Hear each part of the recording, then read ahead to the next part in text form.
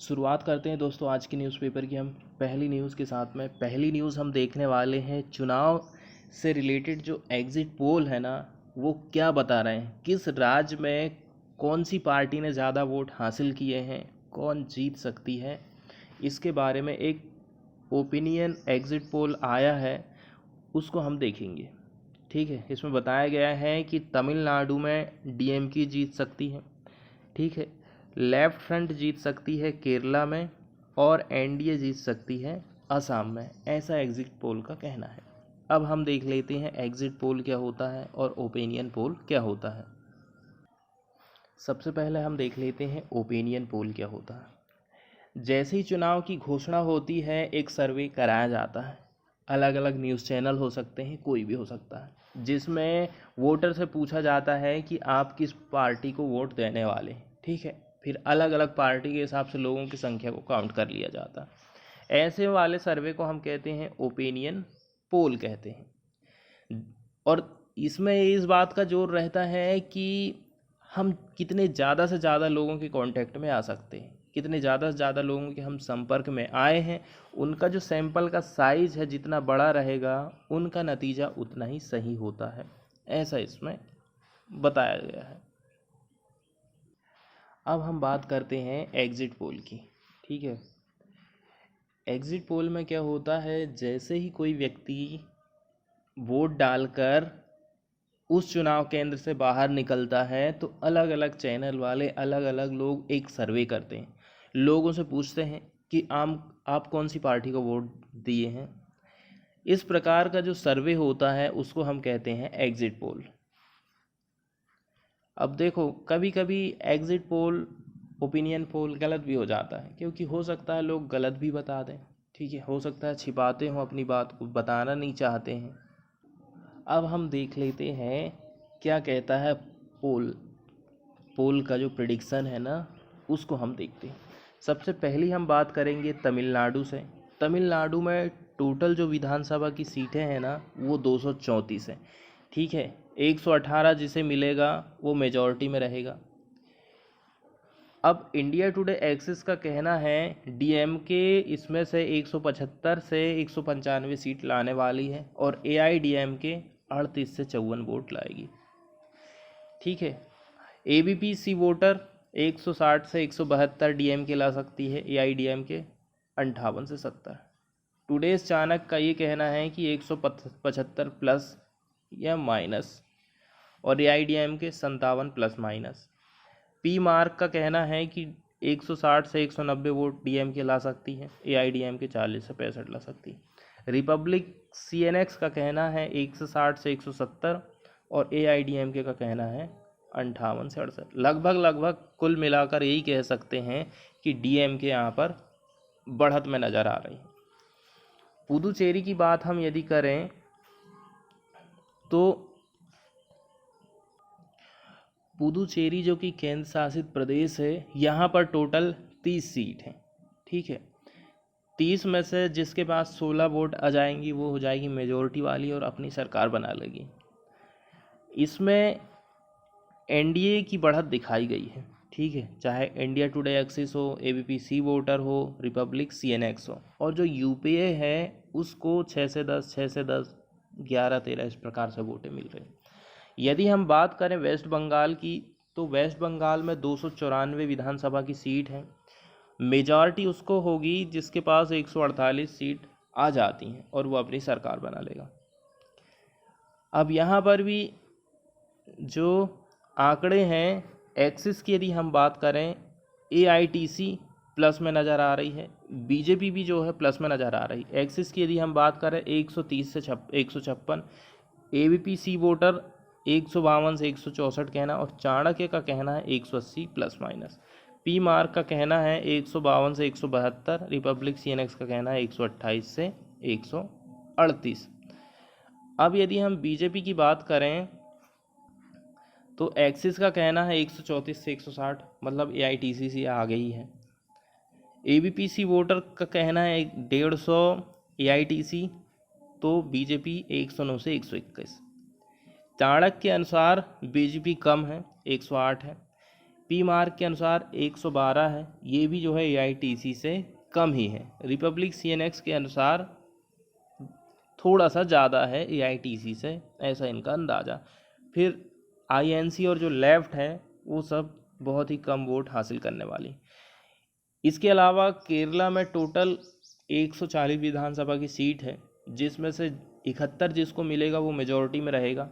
ठीक है, इसमें LDF जो है बढ़त में नज़र आ रही है। और यदि हम बात करें असम की, असम में टोटल विधानसभा की सीटें 126 हैं। ठीक है, यहाँ पर BJP और जो INC है ना, दोनों ही प्लस में दिखाए जा रहे हैं, लेकिन BJP थोड़ा ज़्यादा आगे है यहाँ पर। इसके बाद वाली न्यूज़ हम देखने वाले हैं GNCTD एक्ट 2021 से रिलेटेड। तो अब जब ये यहाँ पर लागू कर दिया है होम मिनिस्ट्री ने, एक्ट तो इसको बना दिया था लेकिन उसको लागू नहीं किया था, रिजर्व करके रख लिया था अभी। अब लेकिन जैसे ही मौका मिला केंद्र सरकार को, पता है अब कहीं कोई विरोध नहीं होने वाला है, पेंडेमिक चल रहा है। हाई कोर्ट की तरफ से भी एक जरा सी हिंट मिल गई थी। हाई कोर्ट ने कहा था दिल्ली की केजरीवाल सरकार को, यदि आप पेंडेमिक को हैंडल नहीं कर पा रहे तो आप हमें बताइए ना, हम केंद्र सरकार को कहेंगे, वो हैंडल करेगा। तो क्या क्या इसके रिजल्ट हो सकते हैं, क्या क्या बातें सामने आ सकती हैं, ये सारी चीज़ें हैं हम देख सकते हैं। ये जो न्यूज़ है ना, हम टाइम्स ऑफ इंडिया से देख रहे हैं, कल के न्यूज़पेपर में थोड़ा इसमें अच्छे से बताया गया था। तो सबसे पहली बात तो ये है, टाइम ऐसा चल रहा है कि आपको तुरंत फुरंत डिसीजन लेना है। ऐसा नहीं कि अब हम जा रहे हैं LG के पास, LG अप्रूवल देगा कि नहीं देगा, उसके बाद ही हम फिर आगे कोई कदम उठाएंगे। यहाँ तो तुरंत डिसीजन लेना हमको, तो कामकाज में इसमें देरी होने की संभावना है। पहली बात तो ये जितनी भी फाइल्स है ना, आपको LG की अप्रूवल के लिए भेजना पड़ेगा। ठीक है, और LG की अप्रूवल के बिना काउंसिल ऑफ मिनिस्टर का कोई भी डिसीजन इम्प्लीमेंट नहीं होने वाला है। दूसरी बात ये है, और जो LG का जो जजमेंट है ना, उसको प्राथमिकता रहेगी कि LG ने जो कह दिया है, और केंद्र सरकार का अलग मत, वो केजरीवाल सरकार का अलग मत है, तो उसमें प्राथमिकता किसे दिया जाएगा, LG को दिया जाएगा। दूसरी बात ये है कि HOD और जो सेक्रेटरीट है ना, इनकी जो पावर है वो सेम टू सेम ही रहेगी, इसको कोई चेंज नहीं किया गया। दूसरी बात ये है, अगर LG हमारे कामकाज को अप्रूवल नहीं देता है तो फिर से दोनों में विरोध उत्पन्न होने वाला है, LG में और CM केजरीवाल में। अब यहाँ दिक्कत ये आ गई है, एक वर्ड आया है डे टू डे वाले मैटर। तो इसमें कौन से डे टू डे वाले मैटर हैं, ये चीज़ें क्लियर नहीं हुई हैं, इसमें भी दिक्कत आने वाली है। और फिर बात ये है, LG के ऑफिस में ना फाइल का जो वॉल्यूम है वो बढ़ने वाला है, मतलब वहाँ पर बर्डन बढ़ने वाला है। तो अब वो कैसे करके फास्टर डिस्पोजल कर पाएंगे। और LG और जो CM केजरीवाल है ना, जो कि इलेक्टेड गवर्नमेंट है, दोनों के बीच में टसल और भी ज़्यादा बढ़ने वाला है। देखो, जहाँ पर चुनाव होते हैं और जहाँ पर जनता अपने नेता को चुनती है, मतलब अपने बीच से ही वो नेता को खड़ा करती है, तो वहाँ पर सबसे ज़्यादा जो पावर होती है ना, वो मिलना चाहिए जिसने जनता को चुना है। जनता ने जिसको चुना है उसको ही ज़्यादा पावर होना चाहिए, उसको ही ज़्यादा प्राथमिकता होनी चाहिए, लेकिन यहाँ पर बात उल्टी हो गई है। और इस एक्ट की बहुत ही ज़्यादा आलोचनाएं हो रही हैं। आलोचनाएं ऐसी हो रही हैं कि ये जो है ना, दिल्ली की जो सरकार है, चुनी हुई सरकार है, उसकी पावर को कम करने वाला। जब हर मुद्दे को आप LG से अनुमति लोगे, ठीक है, उपराज्यपाल से आपको सहमति लेना है, तो फिर पावर तो कम ही हो गई ना। जबकि होता ऐसा है कि जो राज्यपाल होता है या फिर उपराज्यपाल होता है, वो मिनिस्ट्री की एड एंड एडवाइस से काम करता है। कई लोगों का यहाँ तक कहना है कि दिल्ली जो है ना, अब केजरीवाल का गढ़ बन गई है। वहाँ पर केजरीवाल को हराना इतना मुश्किल हो गया था। इसी के चक्कर में बीजेपी ने ऐसा कदम उठाया है कि इसकी पावर को ही कम कर दो। अब हम बात करते हैं कहाँ कहाँ पर इस एक्ट में संशोधन किया गया है। जैसे कि इसमें बताया गया है कि इससे पहले 1991 का एक्ट चलता था यहाँ पर, इसको उन्होंने संशोधित किया सेक्शन 21 में, सेक्शन 24, 33 और 44 में। इसमें कहा गया है कि गवर्नमेंट का मतलब अब केजरीवाल की सरकार नहीं है, गवर्नमेंट का मतलब है एलजी की सरकार, ठीक है। और एलजी किसके द्वारा अपॉइंट किए जाते हैं? केंद्र सरकार के द्वारा। कुल मिला के केंद्र सरकार एलजी के माध्यम से अब दिल्ली पर क्या करने वाली है? सरकार चलाने वाली है। और यहाँ तक बात ये है, जो जो सब्जेक्ट पर दिल्ली की सरकार कानून बना सकती है, अब उस पर भी एलजी की सरकार को पावर दे दी गई है कि वो भी अब कानून बना सकता है। दूसरी बात ये है, आप कोई भी डिसीजन लेते हो तो उससे पहले आपको ओपिनियन लेना पड़ेगा एलजी का, या ओपिनियन एलजी को देना है। अब हम बात करते हैं गृह मंत्रालय ने क्या सफाई दी है, यूनियन होम मिनिस्ट्री की तरफ से कौन सा बयान आया। उनका ये कहना है कि अभी तक बहुत सारे विवाद हमने देखे हैं, ठीक है, दिल्ली की सरकार के बीच में और उपराज्यपाल के बीच में। तो हम ये नहीं चाहते हैं कि फिर से ये विवाद आगे बढ़े। हम दोनों की पावर को डिफाइन करना चाहते हैं कि आपका कौन सा कार्य का क्षेत्र है, आपका कौन सा कार्य का क्षेत्र है, ठीक है, क्या आपकी रिस्पॉन्सिबिलिटी है, ये हम इसको डिफाइन करना चाहते हैं। इसलिए हमने ये एक्ट को लाया है। दिक्कत यहाँ पर ये हो जा रही थी ना कि केंद्र सरकार यदि कोई योजनाएं दिल्ली में चलाती थी तो वो ओवरलैप हो जाती थी, है ना। इसी के चक्कर में कभी कभी क्या है ना, दोनों के बीच में टसल उत्पन्न हो जाता था। कुछ रीज़न ये भी रहा था। अब इसके बाद हम बात करते हैं 1990 वाला जो एक्ट था ना, उसकी। देखिए, दिल्ली जो है यूनियन टेरिटरी के साथ साथ में लेजिस्लेचर मतलब विधानसभा कब बना? 1991 में आर्टिकल 239 AA, ठीक है। और संविधान का संशोधन हुआ था 69 अमेंडमेंट एक्ट के द्वारा 1991। यहाँ पर केंद्र शासित प्रदेश के साथ साथ में ऐसा कहा गया कि यहाँ पर विधानसभा भी होगी। अब यदि हम इस पेरेंट वाले एक्ट की बात करें तो दिल्ली की जो विधानसभा है वो कुछ चीज़ों के अलावा हर तरफ से कानून बना सकती है, हर बातों में कानून बना सकती है। किस कुछ चीज़ को छोड़कर? Public order, police and land, इन चीज़ों को छोड़कर सभी विषय पर वो कानून बना सकती है। ऐसा वो पेरेंट एक्ट कहता है 1991 वाला। इसके बाद वाली न्यूज़ हम देखने वाले हैं, वर्ल्ड में कोविड-19 के हिसाब से इंडिया का क्या स्थान है। देखो, विश्व में जितनी भी डेथ हो रही है ना, उनमें से हर 4 में से एक व्यक्ति इंडियन है। उन हर डेथ में से एक इंडियन व्यक्ति की डेथ हो रही है।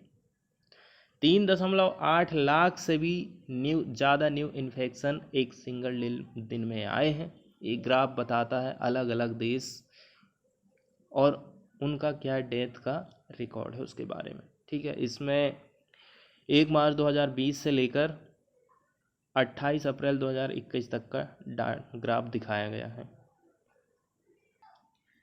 और दूसरी बात यह है, यदि हम पूरे विश्व में डेथ का एवरेज देखें तो जितने भी देश में डेथ हो रही है उन देशों में हमारे देश का एवरेज सबसे ज़्यादा है, ठीक है। लास्ट 7 डेज़ की हम बात कर रहे हैं, ये आगे राइज होके 2882 हो गया है एवरेज, डेली इतने लोगों की डेथ हो रही है। अब यदि हम बात करें कि ऐसी 5 कंट्री जहाँ पर हाईएस्ट डेथ टोल हो रही है इस वायरस के कारण में, तो कौन कौन से वो कंट्री हैं? यूएस है, ब्राज़ील है, मैक्सिको, इंडिया, उसके बाद नंबर आता है यूके का। लेकिन डेथ की राइजिंग का जो ट्रेंड है ना, वो हमारे इंडिया में ही है। हमारे इंडिया में डेथ की जो काउंटिंग है लगातार बढ़ते जा रही है। अब यदि हम बात करते हैं वैक्सीन डोज के एडमिनिस्ट्रेशन की, तो सेकेंड जो कंजिक्यूटिव लगातार दिन है ना, वहाँ पर इसमें गिरावट आई है, ड्रॉप हुआ है। यदि हम 24 घंटे की बात करें तो 21.9 लाख वैक्सीन दी गई, ठीक है। और वेडनेसडे का इसमें आंकड़ा दिखाया गया है कि हमने 17.7 लाख टेस्टिंग किए थे। सबसे पहले तो हमें टेस्ट ही करना पड़ेगा, तभी तो पता चलेगा कि किसे कोरोना हुआ है कि नहीं हुआ है। लेकिन टेस्टिंग में भी बताया जा रहा है बहुत ज़्यादा भीड़ भाड़ चल रही है, 3 से 4 दिन लग जा रहे हैं, ऐसा न्यूज़ में आ रहा है।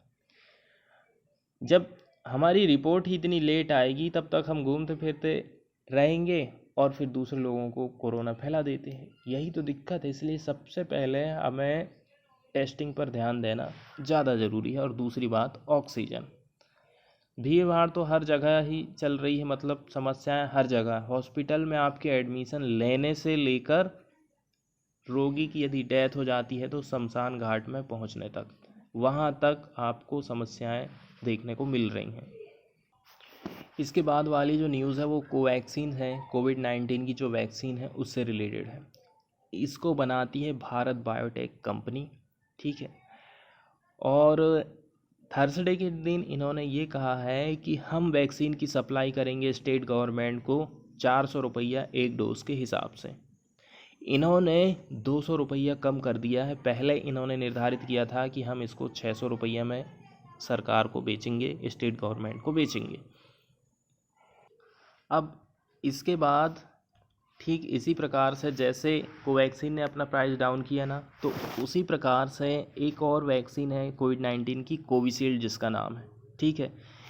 और इसको किसने बनाया है? सीरम इंस्टीट्यूट ऑफ इंडिया ने। इनका ये कहना है कि हम भी पहले 400 रुपये में इसको दे रहे थे एक डोज राज्य सरकारों को, अब हम 300 रुपया पर डोज देने वाले हैं, ऐसा इनका कहना है।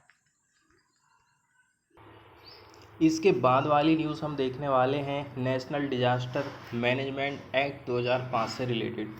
तो इसको प्राकृतिक जो भी आपदाएं आती है ना, उनसे कैसे करके हम उनका कुशलता के साथ में मैनेजमेंट कर सकते हैं, कैसे हम उनसे निपट सकते हैं, इसके लिए एक्ट लाया गया था 2005 में।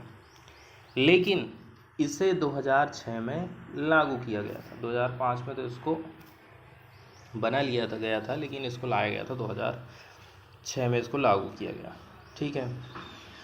अब इसमें कई सारे उद्देश्य बताए गए हैं, जैसे कि कोई भी आपदा यदि आती है तो हम क्या रणनीति बनाएंगे, कैसे अपनी कैपेसिटी को बिल्ड करेंगे, ऐसी कई सारी टर्म इसमें यूज़ की गई हैं। इसमें जो अधिनियम है, इसकी जो धारा 2D है, इसमें बताया गया है कि डिजास्टर क्या चीज़ है या फिर आपदा किसे कहते हैं।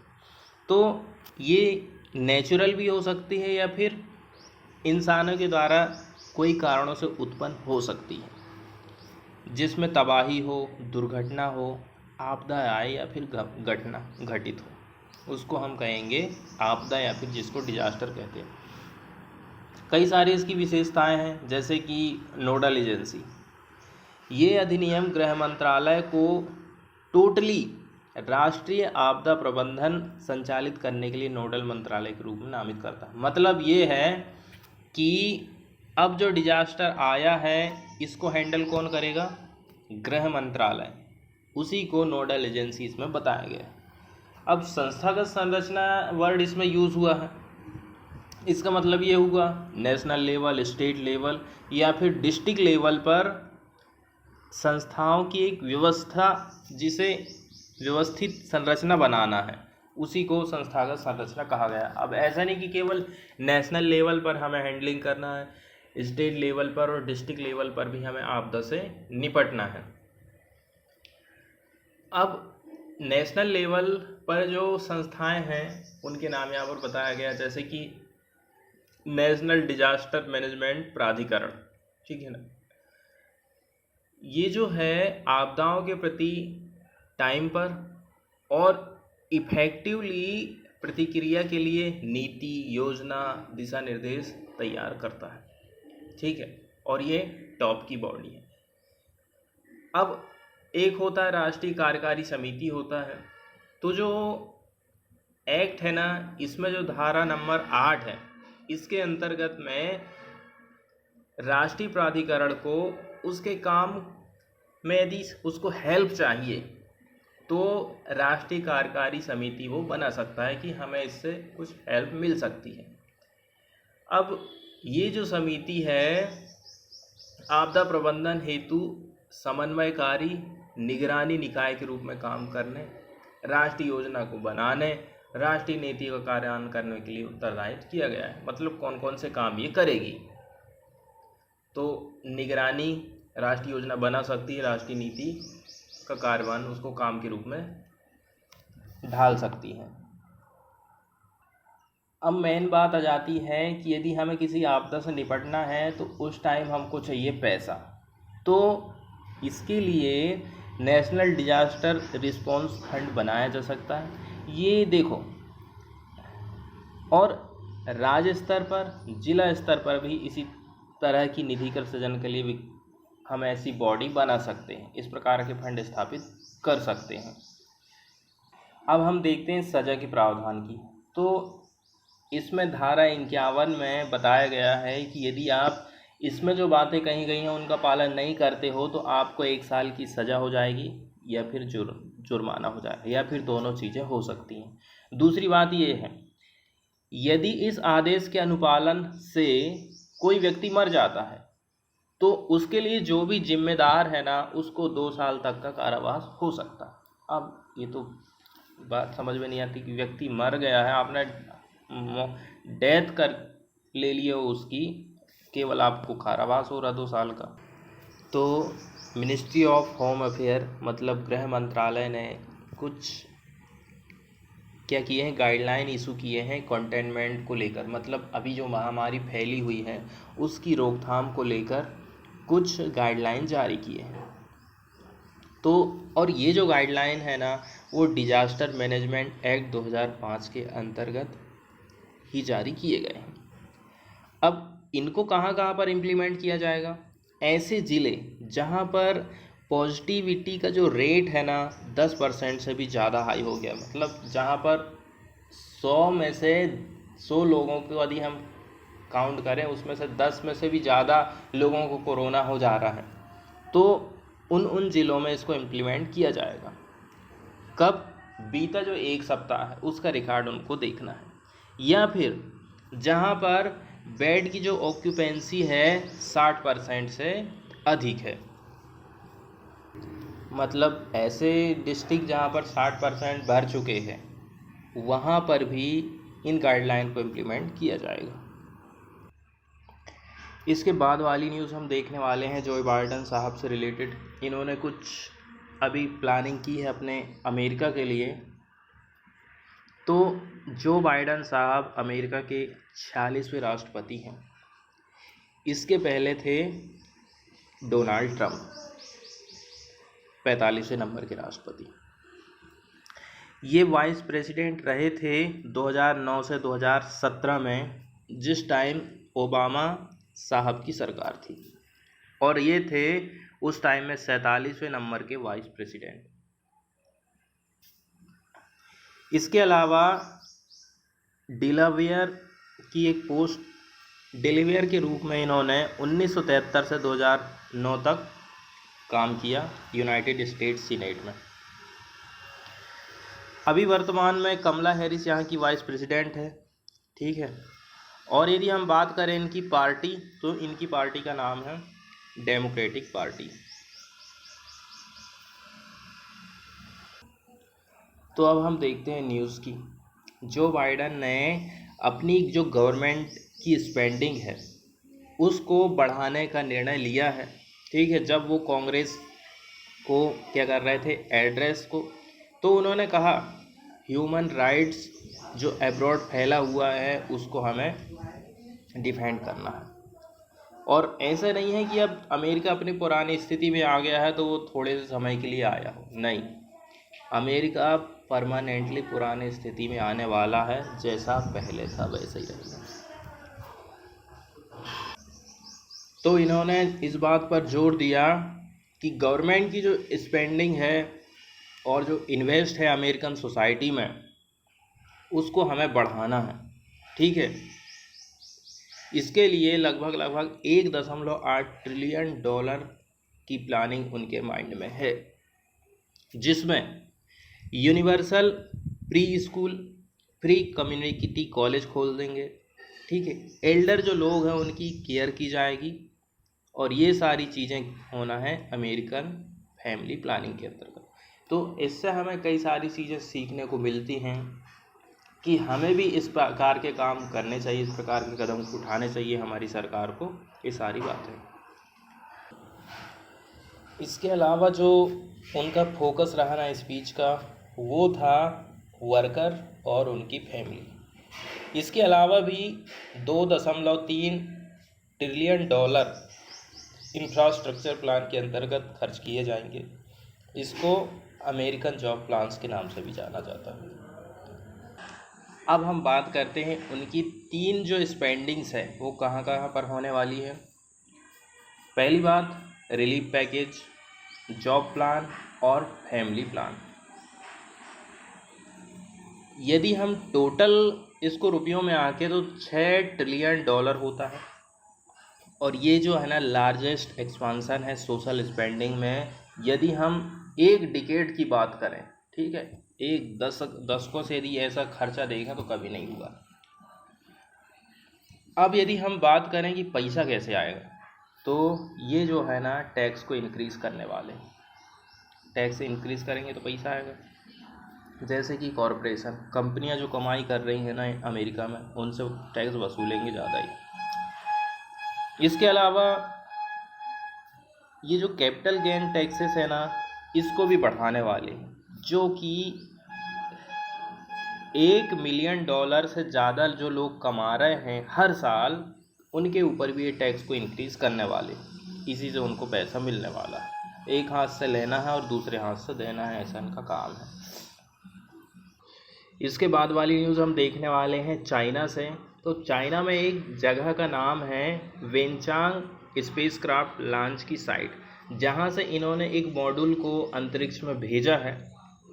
उसके बारे में थोड़ी सी जानकारी हमें हासिल करना। ये जो साइट है ना, ये लोकेटेड है वेनचांग, हैनान, चाइना में। ये रॉकेट लाइन साइट है, ठीक है।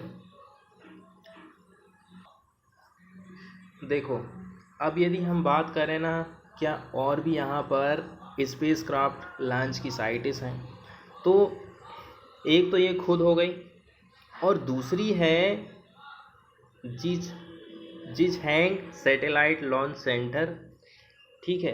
एक ये हो गई और एक ये है, तो दो में से एक ये भी है। दूसरी बात ये है, इससे पहले ये ना सब ऑर्बिटल टेस्ट सेंटर हुआ करती थी, और ये चाइना का चौथे नंबर का, और जो साउदर्न मोस्ट वाला जो हिस्सा है वहाँ पर space vehicle launch facility provide करता है। इसको ओपन किया गया था 2014 में, और इसका जो ऑपरेटर है China aerospace science and technology corporation है। अब हम देखते हैं आगे। देखिए, चाइना ने लॉन्च कर दिया है मेन मॉड्यूल को, ठीक है। कहाँ का? जो परमानेंट स्पेस स्टेशन है ना, उसका जो मेन मॉड्यूल है उसको लॉन्च कर दिया है। अब इसका काम क्या रहेगा? ये एक होस्ट के रूप में काम करेगा एस्ट्रोनॉट्स के लिए, लॉन्ग टर्म के लिए। कोई यदि इसमें लॉन्ग टर्म तक रहता है, कोई अंतरिक्ष यात्री, तो उसमें रह सकता है, ठीक है। अब यदि हम बात करें कि इसका नाम क्या रखा है उन्होंने, तो तियान्हे इन्होंने इसका नाम रखा है, जिसका मतलब होता है हेवनली हार्मोनी। हार्मोनी मतलब सद्भाव या फिर एकता। तो इन्होंने रॉकेट के थ्रू 5P जो रॉकेट है उसके थ्रू इसको लॉन्च किया है, और लॉन्च का जो सेक्टर है वेनचांग लॉन्च सेंटर है जो कि साउदर्न हिस्सा में पड़ता है, साउदर्न आइसलैंड का जो प्रोविंस है ना हैनान, वहाँ से इसको लॉन्च किया है। तो लास्ट में अब जाते जाते इसका वीडियो का हम आनंद उठाते हैं।